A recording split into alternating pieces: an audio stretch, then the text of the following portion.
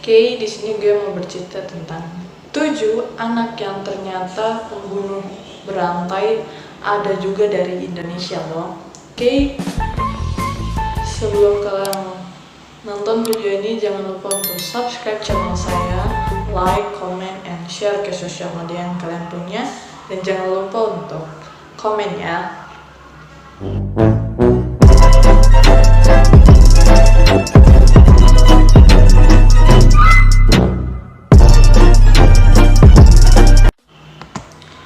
Oke, kita masuk ke yang pertama. Ini dari anaknya, dari yang pertama ya, yang urutan ke-1 adalah Eric Smith. Eric Smith ini disebut-sebut sebagai seorang anak yang menyenangkan dan lucu. Namun perilakunya sedikit demi sedikit berubah seiring bertambahnya umur Eric. Eric didiagnosa mengidap penyakit intermittent explosive disorder atau penyakit mental yang membuat organ bertingkah kasar dan kejam. Eric lebih terkenal sebagai seorang bully di sekolahnya, dan seumur menginjak 10 tahun ia sempat disekap pihak berwajib karena hampir membunuh teman sebangkunya dengan menggunakan pensil. Beberapa bulan kemudian, Eric ini bebas setelah mendapatkan jaminan dari orang tua. Yang sayangnya, peristiwa ini menjadi awal hilangnya bocah berumur 4 tahun bernama Derek Robia. Derek akhirnya ditemukan sudah tidak bernyawa di tengah hutan dengan luka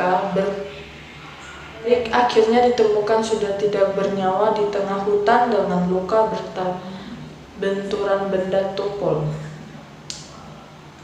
di kepala, memar pada leher, dan satu batang kayu yang menusuk anusnya. Kalian lihat anak yang seumur 10 tahun aja tuh sampai sekejam ini. Derek akhirnya seminggu setelah ditemukannya jasad anak malang tersebut, Eric mengaku pada keluarganya bahwa ia yang membawa Derek ke hutan dan menyiksanya hingga tewas. Kini Eric masih mendekat di tahanan remaja New York State atas pidana pembunuhan dan penyiksaan anak di bawah umur. Kalian lihat dia baru berumur 10 tahun dan memang ini sadis sekali ya. Dan yang kedua adalah Mary Bella.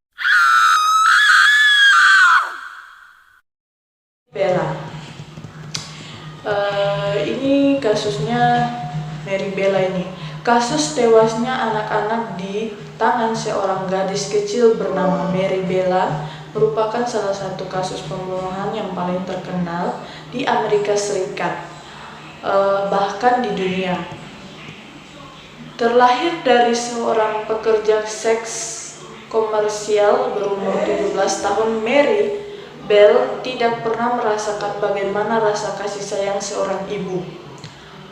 Malah ia sering diajak bepergian oleh ibunya untuk memenuhi klien bermabuk-mabuk bersama dan dipaksa untuk menelan beberapa pil narkoba. Oh my god, dan dia ini sudah diajarkan oleh ibunya ya. Malah ia sering para pakar psikologi di dunia menilai perilaku Mary yang kasar dan tidak berperi kemanusiaan karena pengaruh buruk dari ibunya. Jadi ini tuh pengaruh buruk dari ibunya sendiri ya guys. Sebelum menginjak umur 11 tahun, Mary sudah membunuh 2 orang anak, satu berumur 4 tahun dan satu lagi berumur 3 tahun. Wow. Kedua anak tersebut dicekik sampai tewas. Mary bahkan kembali untuk memutilasi genital korban keduanya dan mengikir huruf M pada perutnya dengan bangga. sempat menghuni rumah tahanan. Mary dibebaskan pada tahun 1980. Belum jelas alasan dibalik pembebasan Mary. Beberapa rumor mengatakan bahwa sang ibu mengenal tokoh otoriter kelas kakap sehingga anaknya bebas dan mendapatkan jaminan perlindungan anak. Oke, ini yang ketiga, Jesse Pomeray.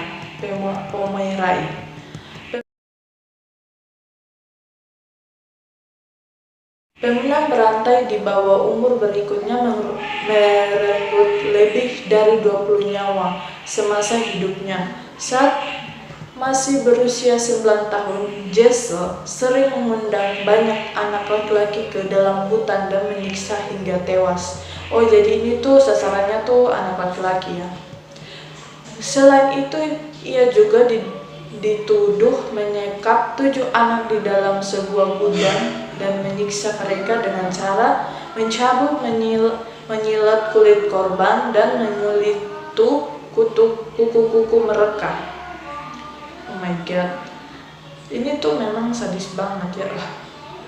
Kejahatan tersebut sayangnya tidak bisa dibuktikan polisi walaupun seluruh orang tua para korban yakin Jesse yang terakhir kali menemui anak mereka. Jesse akhirnya berhasil masuk penjara berkat bantuan sebilah pisau yang ia tidak sengaja tinggalkan di TKP pembunuhan anak gadis berusia 10 tahun Mary. Kurang. Oh, ternyata ada yang cewek juga. Dan seorang anak balita tidak dikenal sebuah gudang dekat rumahnya.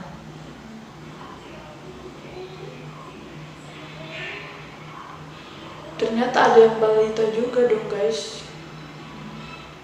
Dan anak itu tuh tidak dikenal siapa anaknya. Jasad anak yang tidak dikenal tersebut ditemukan terpotong-potong tanpa kepala. Oh my god, ini tuh memang jahat sekali ya. Jadi memang si psikopat ini memang betul. Para polisi juga menemukan 12 jasad lainnya di rumah Jesse. Semuanya sudah membusuk terkubur di halaman belakang. Oh my god. Ini dia tuh dalam otak tuh pikir apa sih? Saat diwawancara, polisi Jesse mengaku sudah membunuh 27 anak Boston. Berkat perilaku jahanamnya maksudnya, ini Jesse mendapatkan julukan The Boston Boyfriend, atau yang berarti bocah iblis Boston. Memang dia tuh jahat sekali ya. Oke, yang keempat, pembunuhan anonim Bekasi. Ini dari Indonesia ya. Minggu 28 April 2013, Indonesia digegerkan dengan berita seorang anak yang dibunuh oleh teman sebayangnya berkat utang 1 juta yang tidak kunjung dibayar.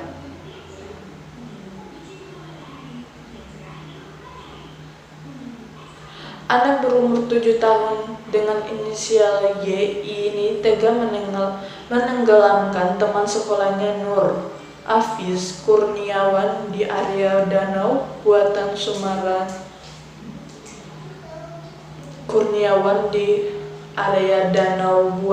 Sumamarecon, Bekasi.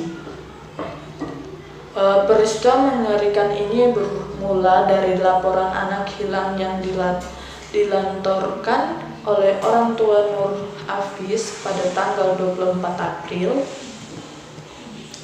1 hari sebelum jasad Nur ditemukan mengapung di danau buatan tersebut oleh warga lokal yang sedang mencari ikan.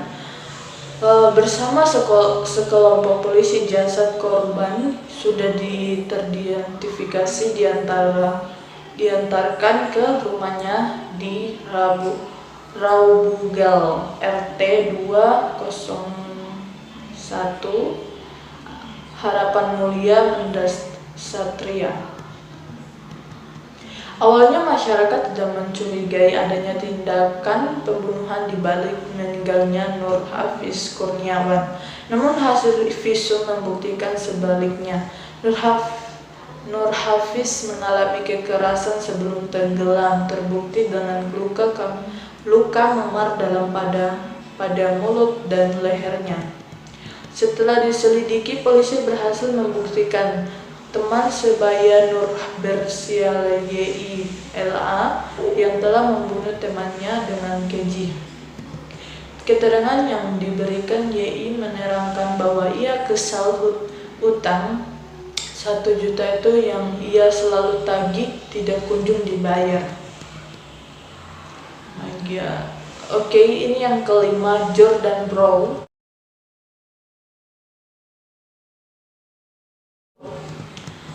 Pada 20 Februari 2019, seorang pembunuhan berantai anak di Pennsylvania membunuh ibu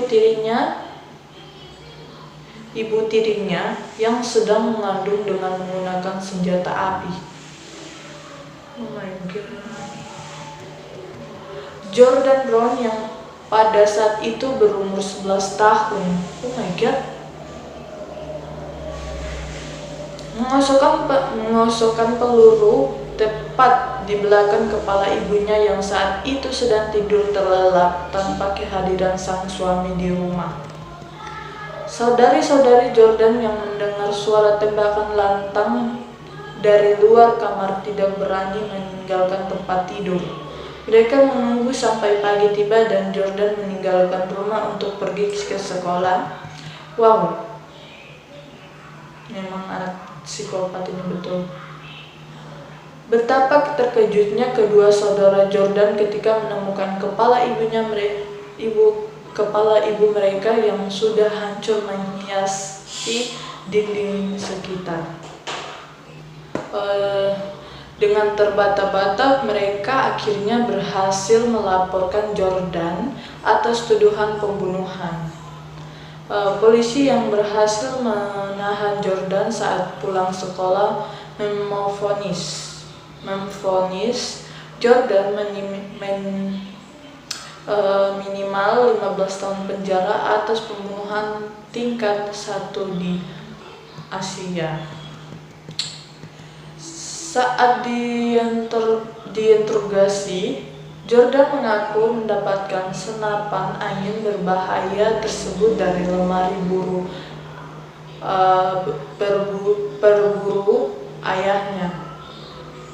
Ia juga mengaku merasa cemburu atas minimnya perhatian orang tua semenjak ibu tirinya mengandung adik ketiga Jordan. Terus ini yang keenam, David Brown.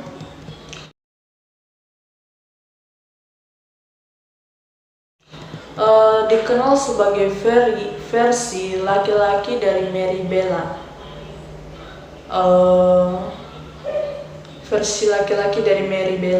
David Brown meninggalkan catatan lebih dari 10 kasus pembunuhan di Minnesota, Amerika Serikat. Pada suatu pagi di bulan Februari 1988, David berumur 16 tahun ini yang pada saat itu mengaku memiliki gangguan jiwa, membunuh seluruh keluarganya tanpa sedikit rasa menyesal. Ia menyombongkan perilaku beringsangnya ini kepada teman sebangkunya, mulai dari bagaimana ia membelah kepala ibunya menggunakan kapak, sampai saudara-saudaranya yang ia gerak ke dalam gudang untuk dipancung dan dipukuli menggunakan pipa besi. Pembunuhan berantai kecil ini mengaku ayahnya lah yang pertama kali menjadi korban, lalu ibu dan adik-adiknya. Saat tertangkap polisi, ia tidak membantah semua kesaksian temannya, bahkan menambahkan informasi bahwa ayahnya lah yang menyulut api pertengkaran di antara mereka. Tidak tahan atas okehan yang sang ayah, David akhirnya memutuskan untuk mengakhirinya dengan melayangkan kapak tepat pada area punggung atas ayahnya ketika ia sedang beristirahat.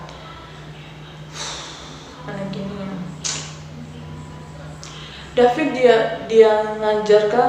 diganjarkan hukuman seumur hidup dan sampai sekarang masih mendekam di Minnesota Correctional Facility Stillwater. Terus yang ketujuh, crime counter racial.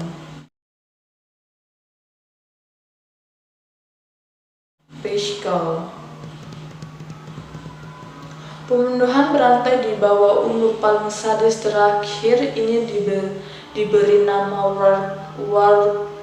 Warkel Slater Claire Candle. Princess ditahan atas tuduhan 4 pembunuhan yang terjadi di Warwick, New York City. Kita panggil Crime aja ya.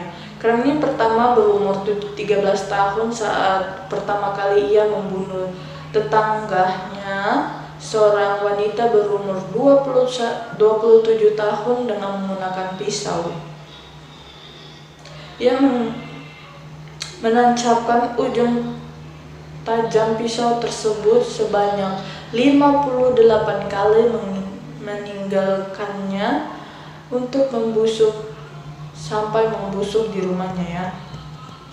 Pada usia 15 tahun ia kembali berulah dengan membunuh 3 tetangganya lagi, seorang ibu berumur 40 tahun bernama Jeon Houghton dan kedua anak perempuannya.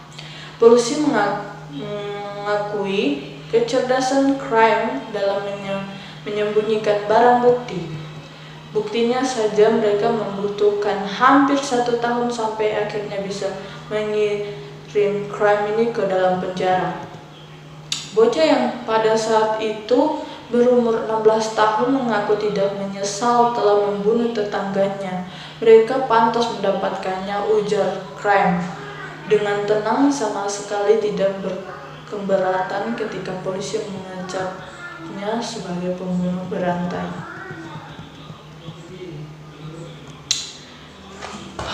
Oke, segitu saja video dari saya, cerita-cerita dari saya. Kalau kalian suka, komen di bawah. Terus kalau kalian pengen gue cerita-cerita apa lagi, jangan lupa untuk kalian komen. Oke, terima kasih buat sudah nonton videonya. Bye-bye, sampai ketemu lagi di video selanjutnya.